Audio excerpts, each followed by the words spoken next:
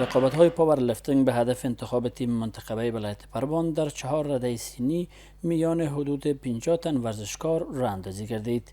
این مسابقات که از سوی آمریت تربیت بدنی و ورزش و فدراسیون پاورلیفتینگ این ولایت راه اندازی گردیده بود، در آن جوانان از 4 ولسوالی و مرکز پروان اشتراک داشتند.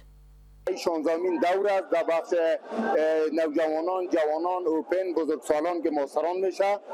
در حدود بیش از 40 ورزشکار در این مسابقات اشتراک کرده از کلب‌های مختلف که ولسوالی سیدخیر، جبل سراج، دیگر ولسوالی ها مرکز ولایت پروان.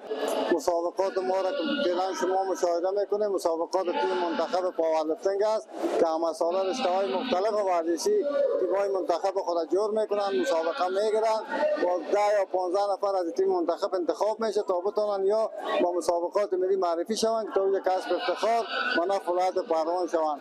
از سوی هم شماری از ورزشکاران این رشته ورزشی این مسابقات را جهت بهبود این بخش مؤثر خوانده خواهان حمایت‌های بیشتر مسئولان محلی این ولایت شدند. در مسابقات پاورلیفتینگ اشتراک کردیم.